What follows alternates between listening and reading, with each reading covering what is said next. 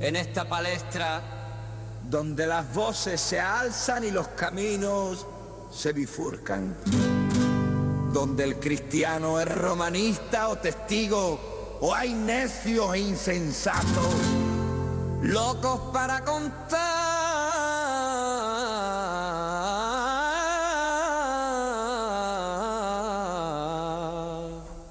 relatos.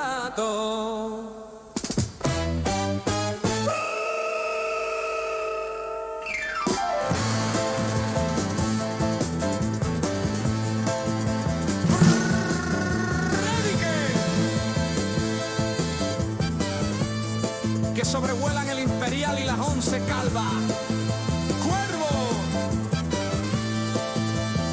y campaneros blancos.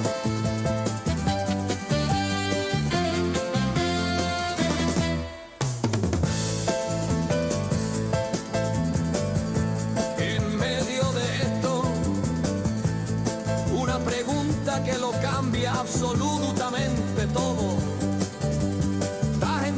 Que Cristo murió y resucitó según la historia. Flavio Josefo, Plinio el Joven, Tácito, C.S. Lewis, Josh McDowell, Lee Strobel. Lee, culturízate, deja un poquito Netflix y lee más tu Biblia. Porque, como dijo Isaías, ay de mí, que soy muerto.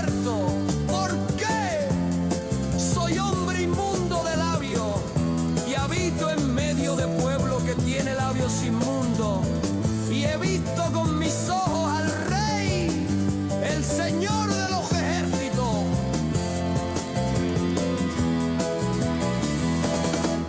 Aún así vive la vida, que vida solo hay una. Sí, vive la vida, pero como que hay un juicio con Dios.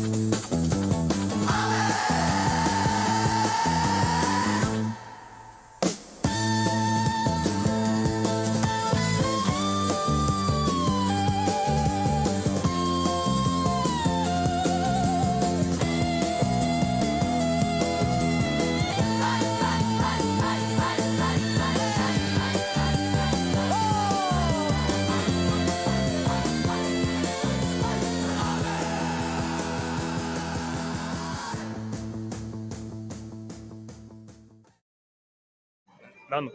Lo tenemos. Buenas tardes, Sevilla. Hablamos de Palabra de Dios otro día más, del Evangelio de Jesús. 8 de diciembre, día señalado en el calendario sevillano, día señalado en el calendario católico romano, día de la fiesta de la Inmaculada Concepción. En esta fiesta se honra la creencia de que María, Madre de Jesús, Madre de Dios, si no quiere ser nestoriano, fue preservada de todo pecado original desde el primer instante de su concepción. Hay una definición a este dogma. Ineffabilis Deus, de Pío IX, dice así: declaramos, pronunciamos y definimos dogma de fe que la bienaventurada Virgen María, desde el primer instante de su concepción, por singular gracia y privilegio de Dios, y por virtud de los méritos de Jesucristo, fue preservada de todo pecado original. Hay unos elementos claves a este dogma. Hay un momento, desde el primer instante de su concepción. María, según el católico romano, entendido y bien versado en teología, es inmaculada desde el primer instante de su concepción. Hay una causa. Y cuando vayamos a ver qué dice la historia, muchos de estos puntos de esta causa se repetirán. Hay una gracia singular y un privilegio de Dios. Nadie lo niega.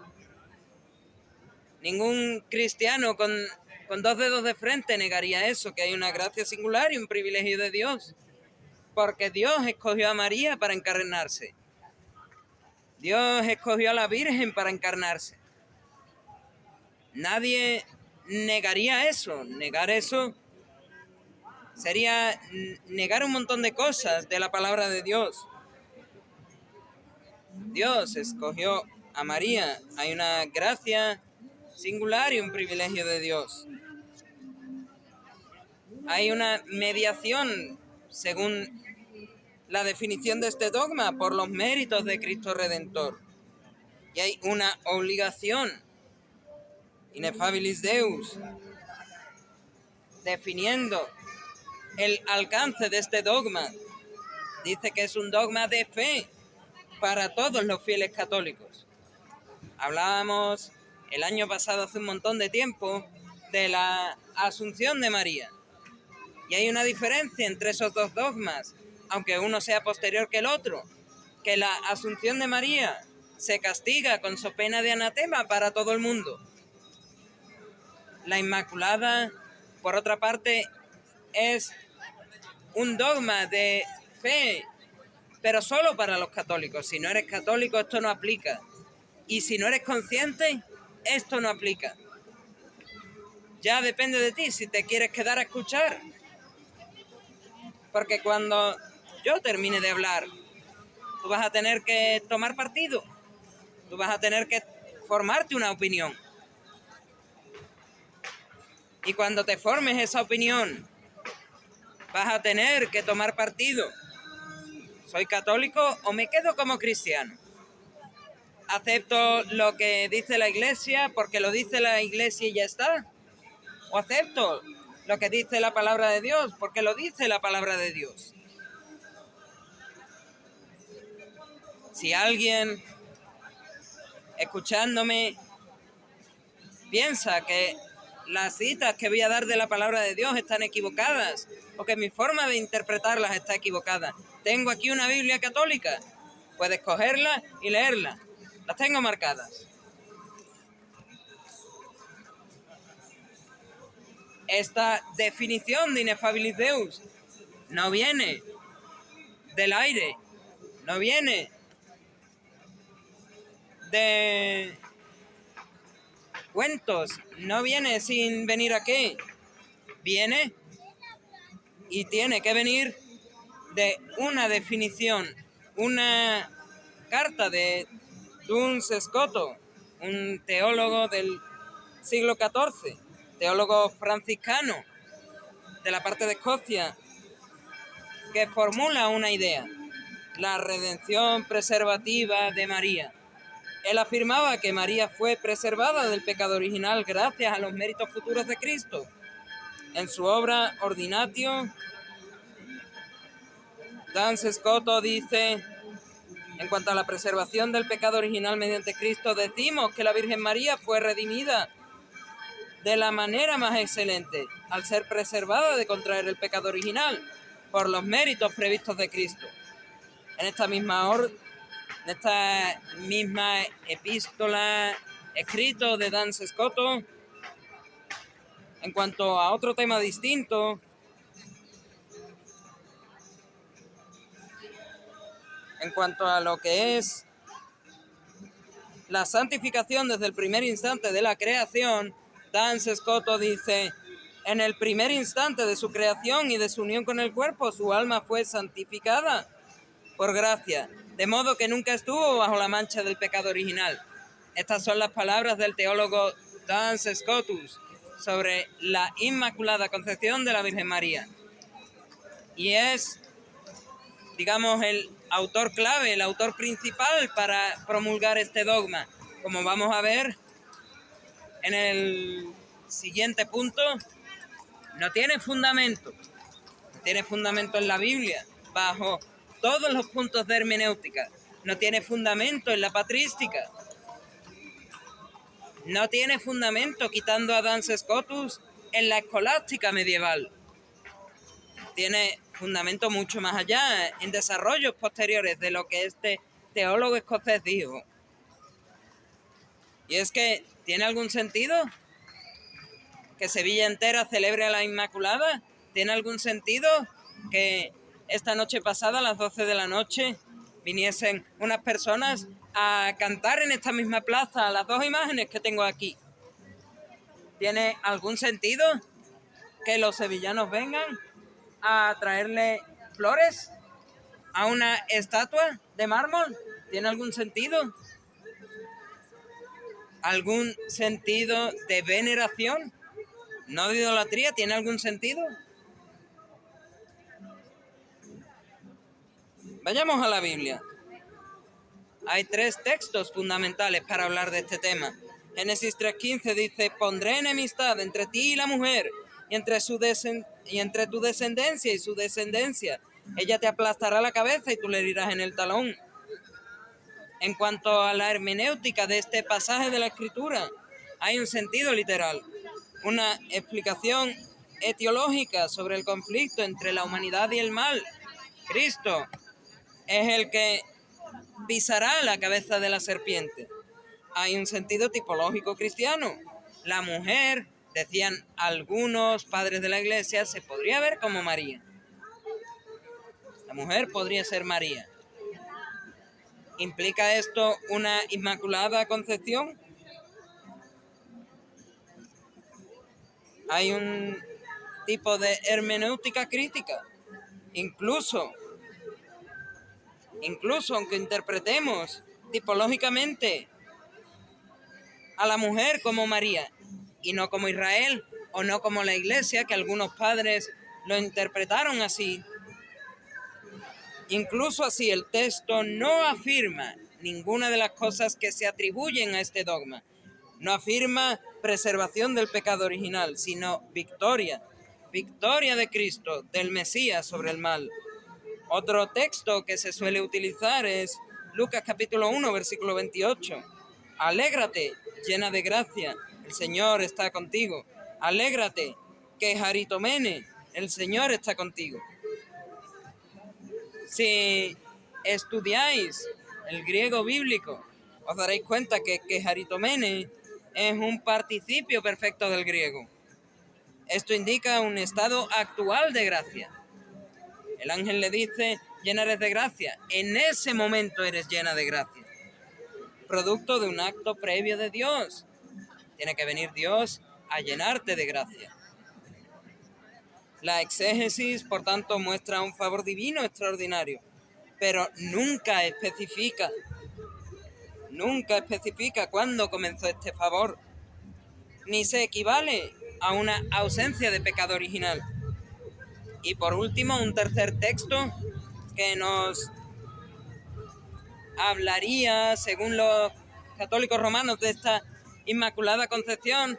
Ya sabemos que son un grupo muy especialista porque ningún otro cristiano cree en esto, solo el catolicismo romano. Apocalipsis capítulo 12, versículo 1. Y apareció en el cielo una gran señal, una mujer vestida de sol. La mujer, y si estudias un poco de patrística lo viene muy claro, puede ser Israel, puede ser el pueblo de Dios, puede ser la Iglesia. Y como un sentido secundario, algunos padres creían esto: la mujer de Apocalipsis 12 puede ser María. Este es un lenguaje apocalíptico y simbólico. No es histórico y no es bibliográfico ni biográfico. No habla de una concepción sin pecado, sino, igual que Génesis 3:15, es una victoria y gloria por parte de Dios. Como conclusión, hablando solo de la Biblia, si nos centramos solo en la Biblia y en una hermenéutica adecuada, en una exégesis adecuada, los textos que hemos leído, Génesis 3:15, Lucas 1:28, Apocalipsis 12:1, apoyan una santidad especial y una misión singular de María. No cabe ninguna duda que Dios escogió a María. No cabe ninguna duda que de alguna manera María era mejor que otras mujeres de su época. Pero ninguno puede afirmar la Inmaculada Concepción como un hecho literal o como un hecho doctrinal. No está explícito. Tienen que salirse de lo que dice el texto, tienen que salirse de lo que dice el contexto, tienen que salirse e inventarse que esto habla de Inmaculada Concepción, tal y como lo dice el dogma de Ineffabilis Deus.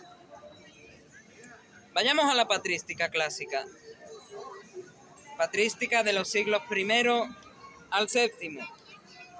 Ireneo de Lyon, entre el año 130 y el 202 fue su vida y su ministerio, dijo en Contra las herejías, capítulo 22, 4 y 5, así como Eva, desobedeciendo, se hizo causa de muerte para sí misma y para todo el género humano, así también María, obedeciendo, se hizo causa de salvación para sí misma y para todo el género humano.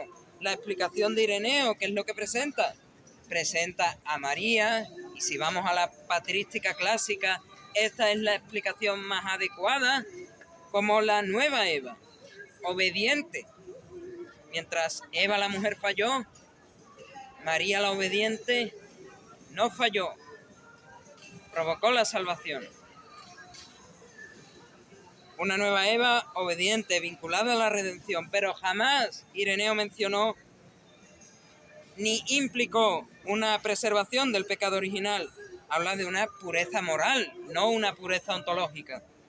Justino Mártir, otro padre de la Iglesia del segundo siglo, entre el año 100 y el 165, dice en su diálogo con Trifón, en el numeral 100, la Virgen obedeció por fe, obedeció con fe y alegría cuando el ángel le anunció la buena nueva, mientras que Eva concibió a la serpiente.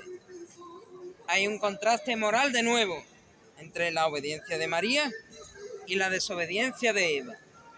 No se menciona, sin embargo, en palabras de Justino Mártir, una concepción sin pecado. Ambrosio de Milán, siglo IV-V, del 340 al 397, en De Virginitae 2.6. María es virgen, no solo de cuerpo, sino también de mente, inocente en su corazón y simple de palabra. Lo que está explicando Ambrosio de Milán es una pureza moral y espiritual. Es una exaltación a la pureza moral y espiritual de María. Pero no hay una idea tal como la preservación prenatal del pecado. Juan Damasceno, siglo VII-VIII, años 676 al 749, homilía primero in dormitionem, una homilía por la dormición de la Virgen, por la supuesta asunción de la Virgen. Numeral 3. Ella sola es toda pura, toda sin mancha y toda santa. Aquí es la primera mención del panagia, un término mariano que significa toda pura, panagia, toda pura. En el lenguaje litúrgico, etnológico, toda pura es una traslación retórica, no es una definición dogmática, no se refiere a una concepción sin pecado original. Por eso hay troparios en las iglesias ortodoxas que utilizan el panagia. En cuanto a la patrística podemos llegar a una conclusión, en cuanto a la patrística clásica podemos llegar a una conclusión. Habla de una pureza moral, de una obediencia, de una santidad y de algún tipo de virginidad. Hay una tipología. Cristo es el nuevo Adán, María es la nueva Eva. Pero nunca la patrística clásica, siglos I al 7, mencionaron la Inmaculada Concepción. Si vamos a la escolástica medieval y excluimos de la ecuación a Duns Scoto, el teólogo escocés, veamos lo que decían los escolásticos medievales en el catolicismo. Tomás de Aquino, años 1225 al 1274, en la Suma Teológica 3:27:2.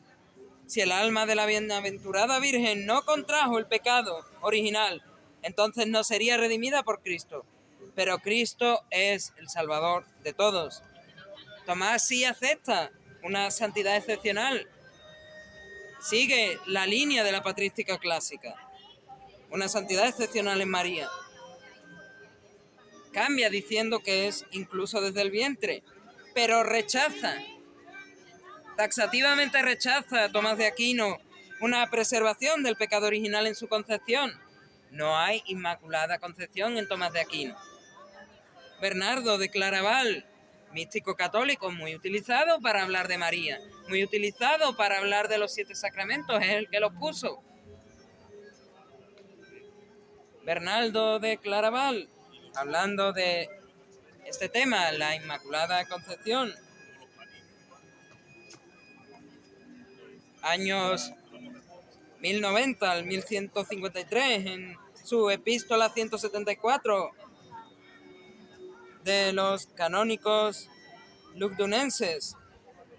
No veo cómo se puede hablar de una concepción sin pecado. Esta novedad no debe de ser aprobada. Vemos en la escolástica medieval, concretamente en esta cita de Bernardo de Claraval, como hay un rechazo explícito de la Inmaculada, como esto no debería ni siquiera pensarse. No tiene fundamento bíblico y tampoco tiene fundamento en la tradición anterior de los 1000 siglos antes, dice Bernardo de Claraval. Buenaventura, tenemos una iglesia dedicada a este señor. Siglo XIII. Comentario en sentencias 3:3:1:1. No pudo ser santificada antes de animarse, pues la santificación supone el alma. Buenaventura admite santificación muy temprana, pero después de la concepción, por lo que no aceptan ninguno de los participantes de la escolástica medieval católica acepta la Inmaculada Concepción. Esa es nuestra conclusión.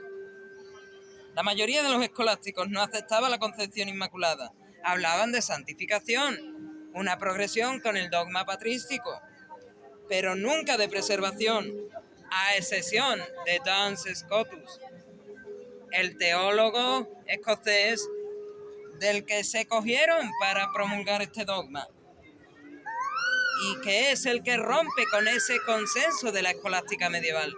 La escolástica medieval sigue a la patrística diciendo que María era muy santa, que María era la nueva Eva, pero que no podía ser inmaculada, que esto no se podía dar en la iglesia.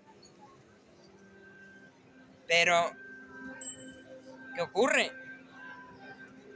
¿Qué ocurre a partir del siglo XIV? ¿Qué ocurre a partir de movimientos tempranos, reformados y prerreformados? Se desarrollan devociones marianas más fuertes. Liturgia, arte, teologías de privilegio. La Inmaculada pasa a ser de opinión minoritaria, incluso rechazada, lo hemos visto en Bernardo de Claraval, a convertirse en una creencia popular y luego en una doctrina teológica fuerte. Sevilla es culpable de la Asunción y de la Inmaculada Concepción. Se formula la idea de redención preventiva o preservativa, donde María es preservada del pecado original por los méritos de Cristo anticipados. Es creciente este sensus fidelum, esta piedad popular, que presionó para adoptar el dogma. Y finalmente, el magisterio termina transformando una devoción posbíblica sin ningún fundamento, ni bíblico, hermenéutico, exegético, ni patrístico, ni de la escolástica medieval, ni de nada. Nunca hubo fundamento para una fiesta como la de hoy. Y lo convirtieron en una devoción. Convirtieron esta devoción en una definición teológica obligatoria. No hay sentido para celebrarlo. Sin embargo, No hay sentido bíblicamente, no hay textos que afirmen la Inmaculada Concepción. Patrísticamente tampoco se sostiene. María es exaltada. Se le llama la nueva Eva, pero nunca hubo Inmaculada Concepción en los padres de la Iglesia. Escolásticamente tampoco. De hecho, hubo un rechazo a este dogma. Históricamente, el dogma surge tarde y el dogma se desarrolla. Hay un desarrollo de una devoción, de una piedad popular, a una teología que es de obligatorio cumplimiento, de obligatoria fe para el católico consciente. No es tradición apostólica, no es tradición patrística tampoco, y tampoco es escolástica. Como conclusión, el hecho de que se celebre la Inmaculada Concepción no tiene sentido bíblico, no tiene sentido patrístico y tampoco tiene sentido histórico. Solo tiene un sentido devocional, debido a un desarrollo tardío, una evolución hacia una definición magisterial, pero no posee fundamento ni en la Escritura, ni en la tradición antigua de la Iglesia, ni en la escolástica medieval. No hay fundamento para este dogma. ¿Hay algún ejemplo en las Escrituras de personajes que podamos decir de alguna manera fueron inmaculados en su concepción? Sí los hay. Vamos a dar 4 ejemplos. Y vamos a dejar para el final de esos 4 el más claro, el más evidente, el que todo el mundo debería conocer. El ejemplo de Juan el Bautista. Dice el Evangelio de Lucas, capítulo 1, versículo 15. Será grande delante del Señor, será lleno del Espíritu Santo, aún desde el vientre de su madre. ¿Por qué podemos decir que de alguna manera Juan el Bautista es cercano a esta idea de Inmaculada Concepción? Tiene un anuncio angélico, igual que a María, es consagrado a Dios desde antes que nacer, es lleno del Espíritu Santo en el vientre, lo cual es único en la Biblia, a excepción de Cristo. Pero ¿por qué no es equivalente a este dogma? El texto no dice que Juan fue preservado del pecado original, sino lleno del Espíritu Santo. En algún punto antes del nacimiento hay un tipo de santificación prenatal, pero no hay una Inmaculada Concepción en Juan el Bautista, al igual que tampoco la hay en María. El juez Sansón, en Jueces capítulo 13, versículo 5, dice: el niño será nazareo de Dios desde el vientre. ¿Por qué esto es cercano? Su nacimiento es anunciado por un ángel, su misión está determinada desde la concepción y es consagrado como nazareo de por vida. ¿Por qué no es equivalente? No se dice que esté libre de pecado original. Nazareo implicaba una separación para una misión, no una pureza ontológica. Y, por supuesto, la vida posterior de Sansón demuestra un pecado moral, lo que lo descalifica totalmente como paralelo a un caso de Inmaculada Concepción. Igual que cualquier caso que quieras presentarme es erróneo, salvo el caso de Cristo. El juez y profeta Samuel, el que ordenó al rey Saúl como primer rey de Israel, dice la palabra de Dios en 1 Samuel 1:11, lo dedicaré a Yahvé todos los días de su vida. Porque esto es cercano a una Inmaculada Concepción de parte de Samuel. Hay un nacimiento milagroso por intervención de Dios. Desde antes de nacer es prometido y consagrado al servicio divino. Así lo hace su madre al sacerdote cuando le dijo: ¿estás borracha? No, señor, no estoy borracha, estoy llorando, que es muy diferente. No puedo tener hijos y estoy llorando, suplicando a Dios que me dé un hijo. Y si me lo da, lo dedicaré al Señor por toda su vida. Lo dedicaré a Yahweh todos los días de su vida, dice 1 Samuel 11. Porque no es equivalente a un caso válido de Inmaculada Concepción. No existe ninguna alusión a la ausencia de pecado. Y su consagración es vocacional, no ontológica. Samuel, Sansón, Juan el Bautista podrían ser casos más evidentes de una Inmaculada Concepción. Mucho más que María, muchísimo más que María. Pero ninguno de estos 4 ejemplos se puede ver como un caso claro de concepción inmaculada. Hay una conclusión parcial de estos ejemplos humanos. Los tres casos muestran una santidad especial, una consagración prenatal, una misión divina, pero ninguno es concebido sin pecado. La Biblia no presenta a ningún ser exclusivamente humano, inmaculadamente concebido. ¿Aparte de quién? Cuarto ejemplo de Inmaculada Concepción en la Biblia. De hecho, más que cuarto ejemplo de Inmaculada Concepción en la Biblia, el único ejemplo que hay, el único ejemplo que existe de un ser humano concebido sin pecado. Cristo Jesús. La Escritura enseña que Jesús es concebido por obra del Espíritu Santo. Lucas capítulo 1 versículo 35 dice: el Espíritu Santo vendrá sobre ti. También dice que es sin pecado en su naturaleza. El santo ser que nacerá será llamado Hijo de Dios. La segunda epístola de Pablo a los Corintios, capítulo 5, versículo 21, no conoció pecado. La epístola a los Hebreos, capítulo 4, versículo 15, fue tentado en todo, pero sin pecado. Cristo es concebido sin pecado, no como María, no como Juan el Bautista, no como Sansón y tampoco como el profeta Samuel. No recibe naturaleza pecaminosa porque no tiene padre humano.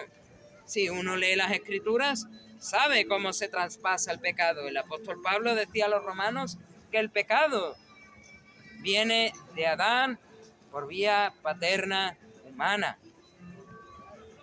Al no tener un padre humano, al ser concebido sin intervención de varón, la naturaleza humana de Jesús no es heredera del pecado original. Por eso es que Él puede salvarnos y redimirnos. Hay, por tanto, una diferencia esencial entre esta supuesta Inmaculada Concepción de María, que no lo es como tal, y la Inmaculada Concepción de Cristo. Jesús es inmaculado por naturaleza y por necesidad. Es una doctrina bíblica clara. Su concepción es milagrosa, no es biológica común. Su naturaleza humana es formada directamente por el Espíritu Santo. Su impecabilidad es condición necesaria para ser salvador. Porque Dios no puede asumir una naturaleza pecaminosa sin dejar de ser Dios. La palabra de Dios enseña que Dios no puede pecar. Por eso Jesús debía de ser inmaculado. María, en cambio, todo esto bajo el dogma católico, es concebida de forma humana normal. Necesita ser preservada del pecado por un acto especial. Preservación, prevención o redención anticipada. Esto no se saca de la Biblia, no es necesario para la encarnación de Cristo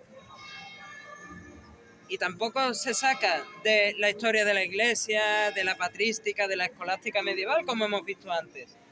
No se desprende, es algo que se sacaron de la chistera, de un autor. Hemos dado, ¿cuántos han sido?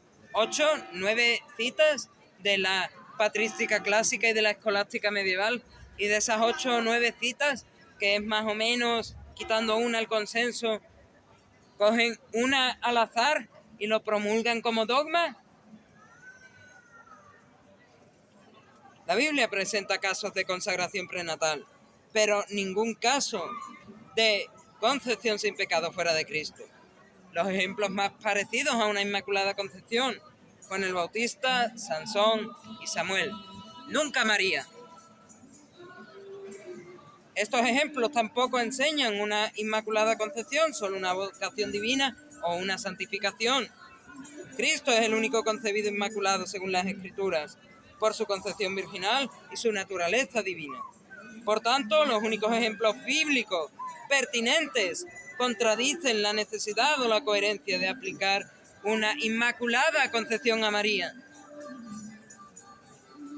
En definitiva, si no hay un sentido histórico, patrística, escolástica medieval, y no hay un sentido bíblico, ni en la hermenéutica ni en la exégesis, porque tendría sentido pertenecer a una religión como el catolicismo romano, que dice que María fue inmaculada y que dice que esto lo tienes que creer sí o sí para ser salvado. no ya para ser católico. Si dijesen, tienes que creer en lo que dijo Ineffabilis Deus para ser católico, estaríamos hablando de otro tema. Pero lo que dice el magisterio de la Iglesia es que tienes que creer como católico lo que dice Ineffabilis Deus para ser salvado. Si no eres consciente o no eres católico, esto no aplica para ti. Aplica el Evangelio.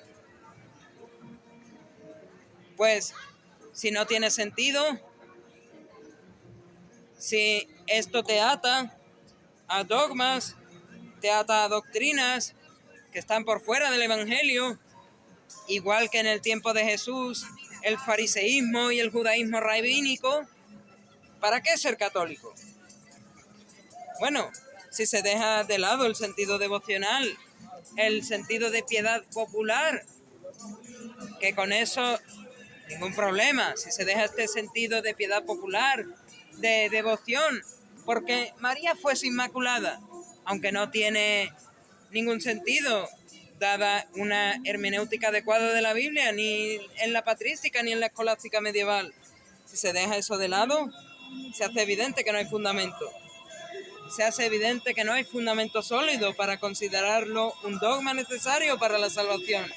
Celebrar este dogma no aporta evidencia. No hay enseñanza directa sobre la vida, la muerte o la resurrección de Jesús, como dice la palabra de Dios, que Cristo murió por nuestros pecados, que fue sepultado y que resucitó al tercer día. ¿Qué enseña la Inmaculada Concepción sobre estas cosas? Nada. Nada de nada. Entonces, ¿qué sentido tiene?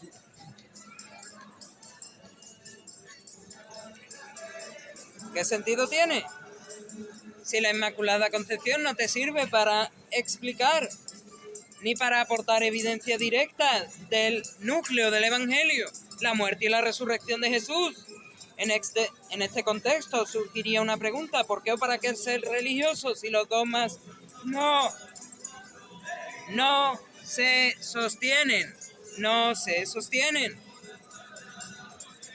La respuesta: que la religión por sí misma, entendida como adhesión a rituales, dogmas o devociones humanas, puede desvincular al creyente de una relación personal y transformadora con Cristo. Escoger, poner el foco en un evento que no tiene sustento y quitarlo del Evangelio, quitarlo de Cristo.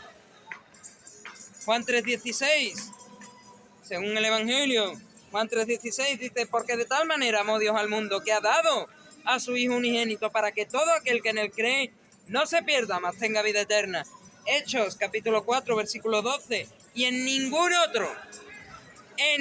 otro hay salvación, porque no hay otro nombre bajo el cielo dado a los hombres en que podamos ser salvos, sino en el nombre de Jesucristo.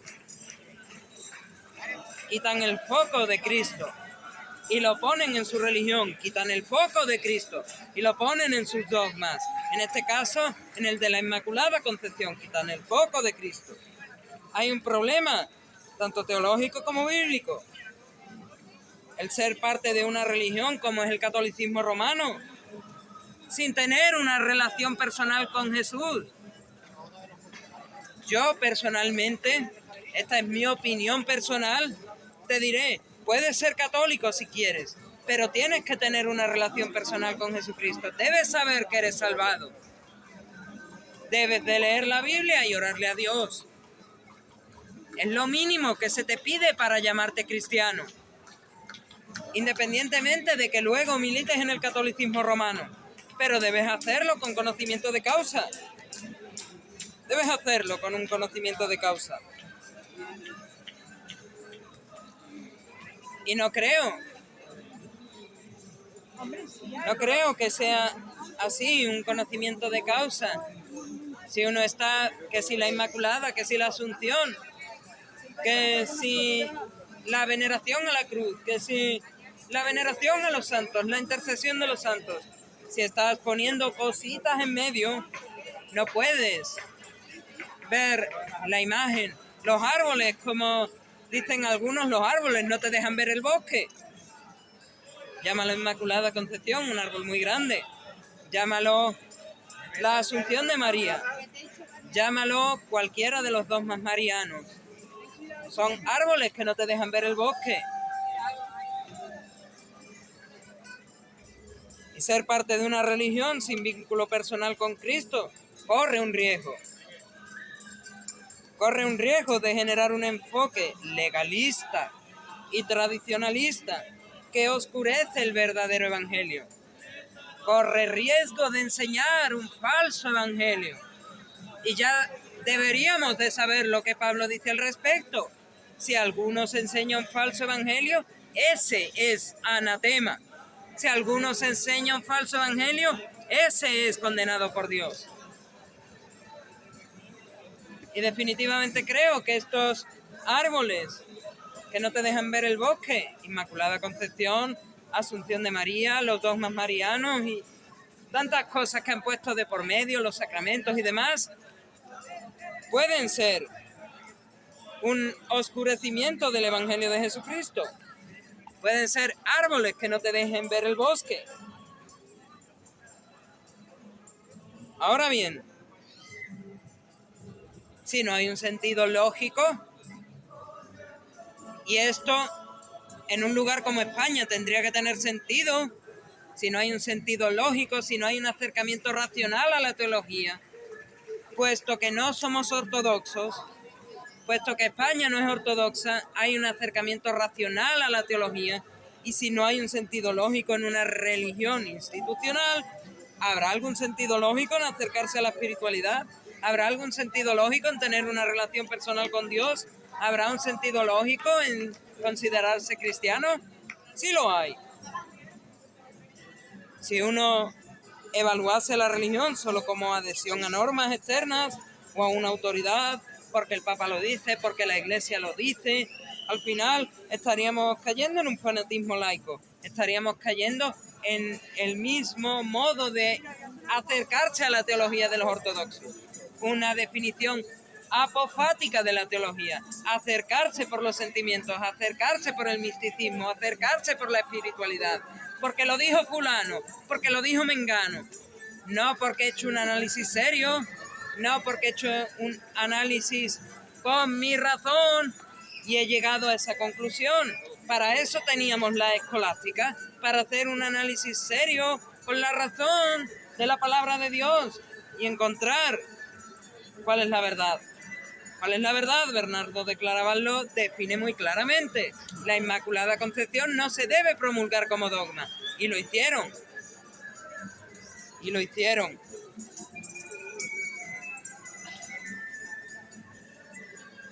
Es caer en un fanatismo laico, una obediencia formal sin comprensión, y a menudo sin discernimiento moral ni espiritual.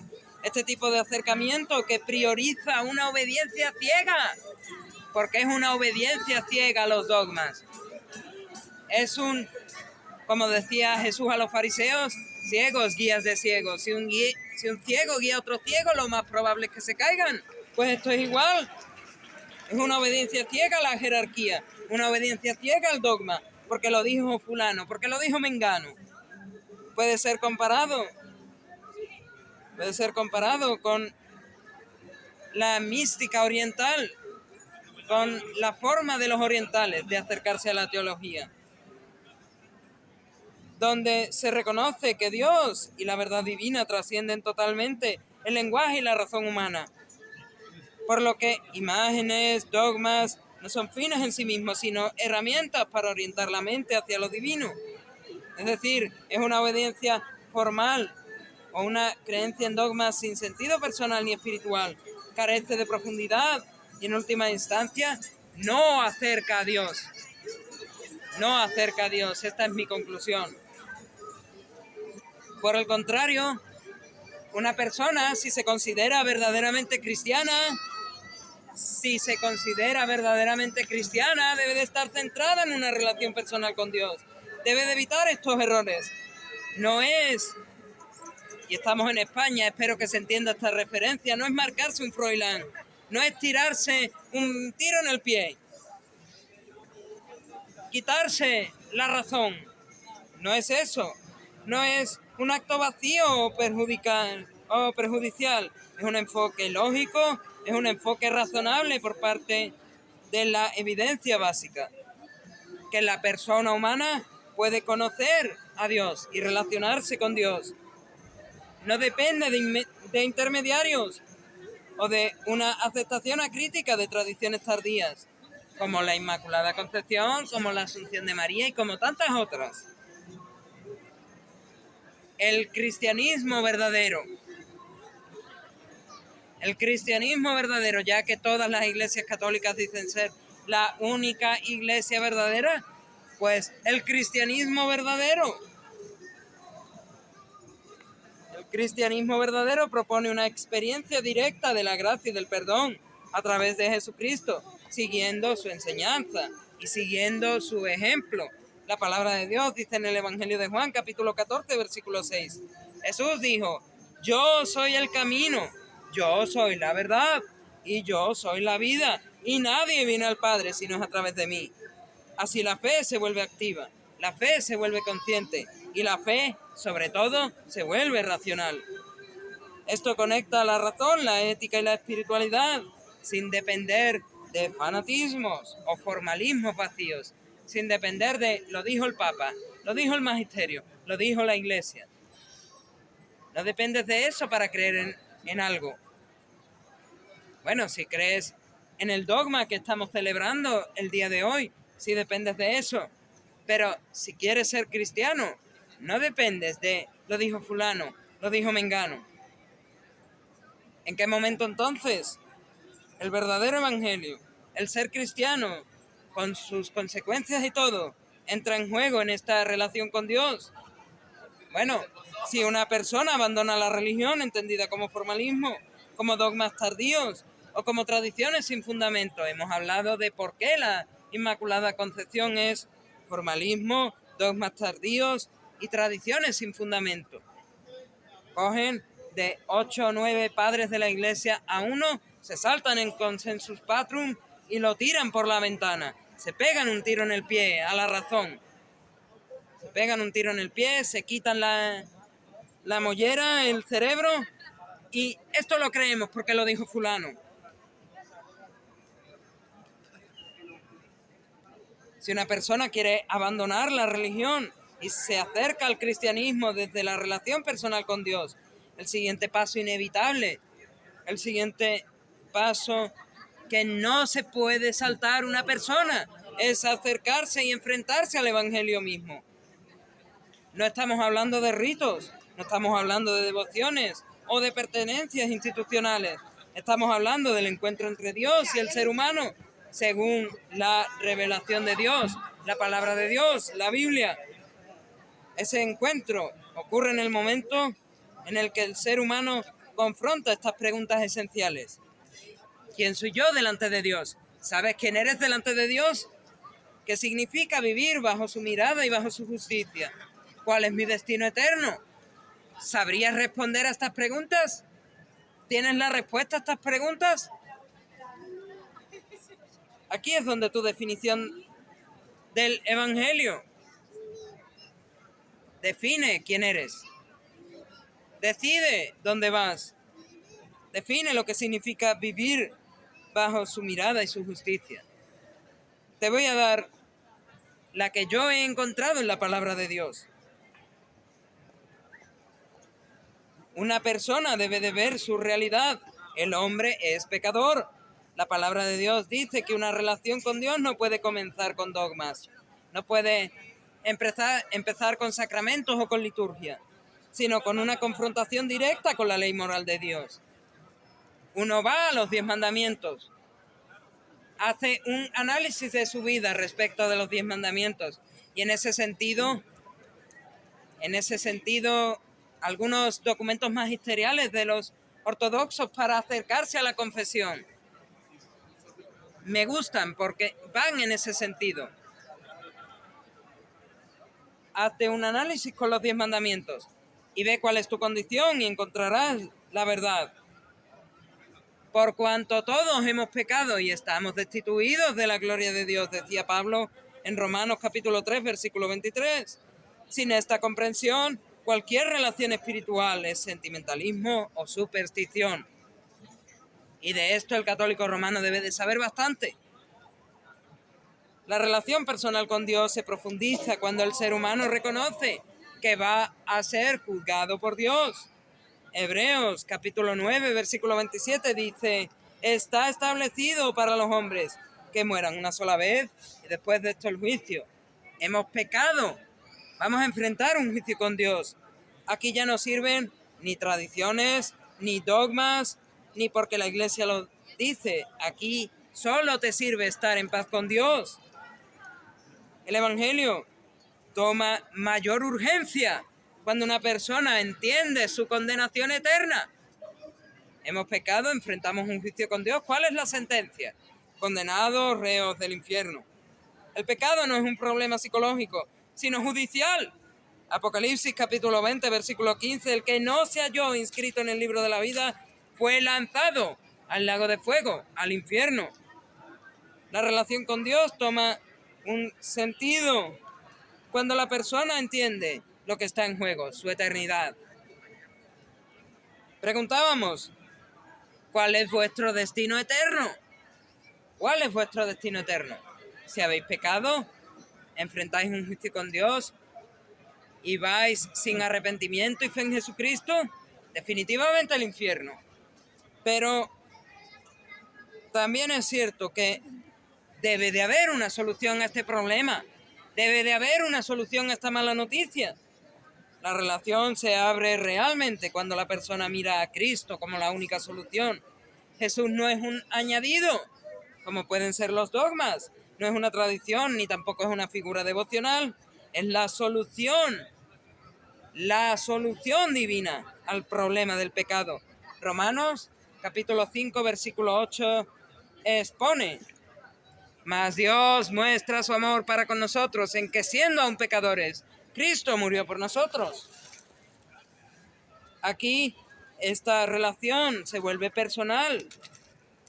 Cristo no muere por las masas. Cristo no muere por los ciudadanos de Sevilla, ni por los que van a la feria, ni por los que van a ver las luces de Navidad. No muere por los que van a ver la Semana Santa. No muere por los extranjeros que vienen aquí a Sevilla de turismo. Muere por ti. Muere por mí. Muere por él. Y esta es la solución. Que eres tú el que ha ofendido a Dios. Eres tú el que enfrentarás un juicio con Dios. Llámate Juan, llámate Pablo, llámate María, Pepita. Eres tú el que has pecado contra Dios. Tú el que enfrentarás un juicio con Dios. Tú el que sufrirás las consecuencias de todo esto. Y eres tú el que tiene que tener una relación personal con Jesucristo. El que debe conocer esa solución para tu vida. Y es que aquí debes de entender lo que hizo Cristo. Cristo, el que habíamos visto, era el único caso en las Escrituras de concepción inmaculada. No solo eso, solo nace sin pecado, vive sin pecado, resiste las tentaciones del diablo y al final de una vida de santidad, de perfección, ¿qué es lo que hizo Jesús? ¿Sabes qué es lo que hizo Jesús para salvarte a ti? ¿Sabes qué es lo que hizo Jesús para salvarte a ti, a ti, a ti, a ti, a ti, a ti, a todos los que estáis aquí? ¿Lo sabéis? Porque de eso depende tu eternidad, de eso depende tu identidad. ¿Quién eres ante Dios? ¿Cómo te ve Dios? ¿A dónde vas cuando mueras? ¿De qué hizo Cristo por ti? Dependen la respuesta a estas preguntas. Cristo murió en esa cruz, derramando su sangre por tus pecados. Por cierto, también por los míos y por los de Él. Pero no te lo lleves a solo nosotros tres, llévatelo a ti mismo. porque es algo personal. Eres tú el que tiene que estar en paz con Dios. Yo no puedo estar en paz con Dios por ti. Eres tú el que tiene que estar en paz con Dios. Soy yo el que tiene que estar en paz con Dios. Cristo murió en esa cruz, derramando su sangre por tus pecados. Fue sepultado y al tercer día resucitó, conforme a las Escrituras. Y esta relación solo se puede hacer efectiva cuando seguimos las palabras de Jesús. Arrepentirnos y creer. Hechos, capítulo 3, verso 19, dice el apóstol Pedro: arrepentíos y convertíos para que sean borrados vuestros pecados. Hablamos de arrepentimiento de pecado. Y la fe. Romanos dice que si confiesas con tu boca que Jesús es el Señor y crees en tu corazón que Dios le levantó de entre los muertos, serás salvo. Son ese punto donde la relación con Dios se vuelve real, se vuelve íntima, se vuelve salvadora. Ahí no hay sacramentos, no hay devociones, no hay dogmas tardíos, no hay liturgia. Es de corazón a corazón, entre Dios y el individuo. Y esta relación con Dios, esta relación personal con Dios, solo se puede sostener porque la salvación involucra a la Trinidad. La Trinidad misma en el concilio de Dios, en el cielo, sabiendo lo que iba a pasar, tomó una decisión: involucrarse en la redención del ser humano. Y ese es el resumen de la Biblia, la historia de cómo el ser humano la caga y Dios resuelve nuestras cagadas. El ser humano la caga, merece la condenación y Dios se mete al barro, pone las manos en la masa para salvarnos. El Padre es quien envía al Hijo. El Hijo es el que redime y el Espíritu Santo es el que regenera y el que santifica. Una relación personal con Dios implica una relación con el Padre, con el Hijo y con el Espíritu Santo. Como así lo implica la Gran Comisión, enseñándoles todo lo que yo os he comentado, lo que os he dicho, y bautizándolos en el nombre del Padre, del Hijo y del Espíritu Santo. La Trinidad está implícita. No hay religión que pueda sustituir eso, ni institución que pueda interponerse. Una relación personal con Dios, por tanto, no empieza en tradiciones, no empieza en religiones ni en dogmas tardíos. Empieza cuando el ser humano se encuentra cara a cara con el Evangelio de Dios, con el Evangelio real. Ahí todo lo demás pierde su centralidad y Cristo adquiere la centralidad exclusiva que merece. En este preciso instante, el Evangelio deja de ser una teoría y se convierte en una vida eterna aplicada. Ahora bien, si el punto de la vida, si el punto de la espiritualidad, si el punto de ser cristiano está en ser salvado del infierno, en ser salvado del pecado, en ser salvado de las tentaciones del diablo, ¿cómo alcanzamos la salvación? Lo he mencionado brevemente, pero lo voy a exponer más ampliamente. Si toda esta reflexión previa sobre religión, tradición, dogmas tardíos, devoción, razón y espiritualidad acaba apuntando a esa realidad de que la salvación es la verdadera necesidad humana, entonces la pregunta inevitable es: ¿cómo es salvado realmente un ser humano? La Escritura presenta una respuesta directa, presenta una respuesta lógica y presenta una respuesta coherente y centrada exclusivamente en la obra de Dios, no en la religión. No es me quito el cerebro y me pego un tiro en el pie. Aquí se expone de forma bíblica cómo el hombre debe de ser salvado. La salvación no se alcanza ni por devoción, ni por tradición, ni por religión. Esto es un punto de ruptura. Es un punto de ruptura con el pensamiento tradicional español, con el pensamiento tradicional católico.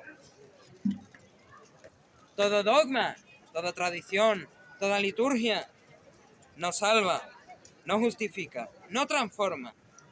Solo sustituye a Cristo del centro. Cambia el foco. Efesios capítulo 2 versículos 8 y 9, porque por gracia sois salvos, por medio de la fe, Y esto no de vosotros, pues es don de Dios, no por obras, para que nadie se enorgullezca.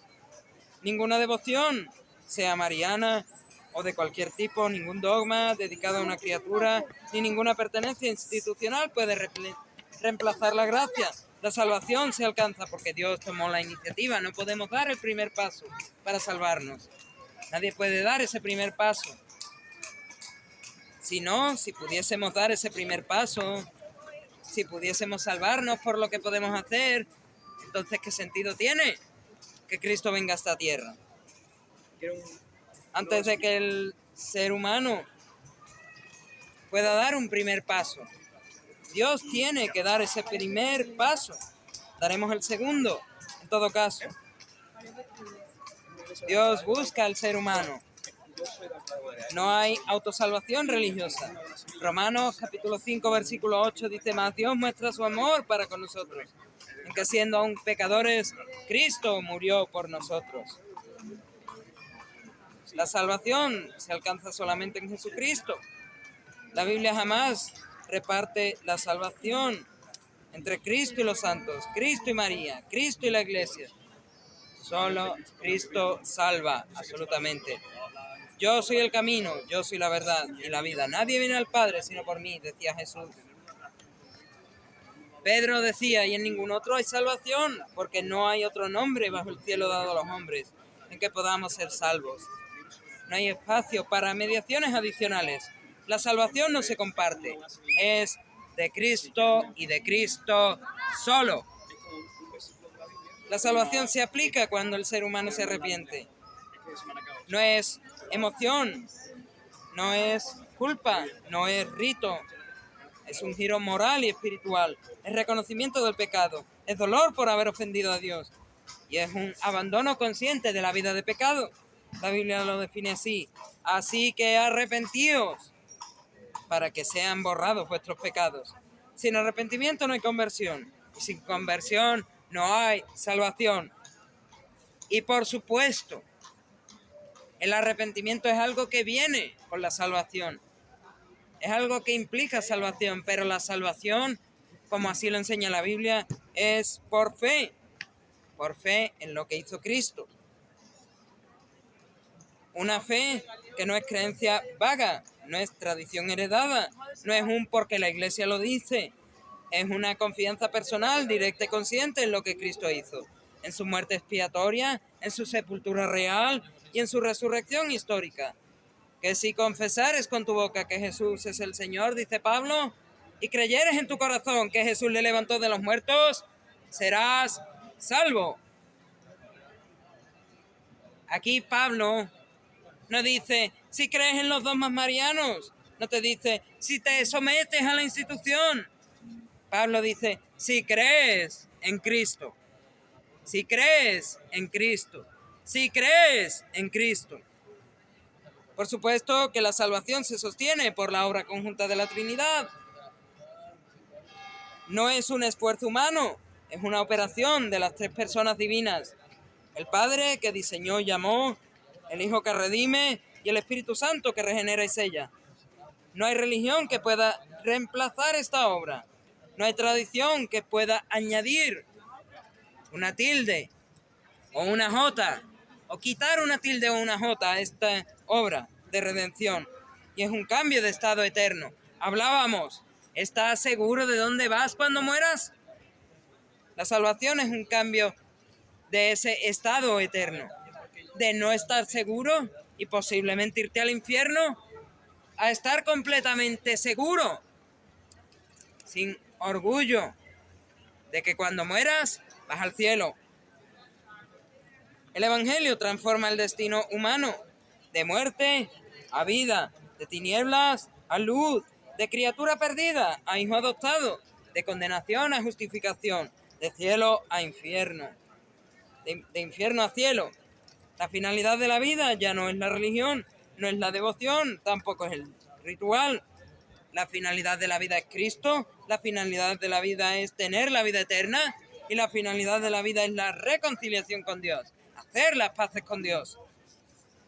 Como conclusión, si el punto de la vida es ser salvado del infierno, si el punto de la vida es ser redimido del pecado, si el punto de la vida es dejar de ser tentado por el diablo, entonces la salvación solo la puedes alcanzar a través de la obra perfecta de Cristo, a través de la gracia del Padre y la regeneración del Espíritu. Es una obra que requiere, pero recibes de Dios un arrepentimiento de pecados. Y requiere una fe, una confianza que deja de estar en dogmas, que deja de estar en liturgias, que deja de estar en instituciones y en doctrinas. Es una fe y una confianza puesta en Jesús, en lo que hizo Jesús. Puestos los ojos en Jesús, dice la carta a los Hebreos, el autor y el consumador de la fe. Lo que hizo Jesús, que murió, fue sepultado y al tercer día resucitó. Nada más, nada menos, ningún añadido. En ese sentido, es solo la fe y la confianza puesta en la obra de Jesús que es relevante para la salvación y que no oscurecen a Jesús, como lo puede ser un dogma como la Inmaculada. Es esa fe y esa confianza en lo que hizo Jesús, lo que te lleva al cielo y lo que te hace darle la gloria, la honra y la alabanza a Dios, que es el único que la merece. A Él sea la gloria.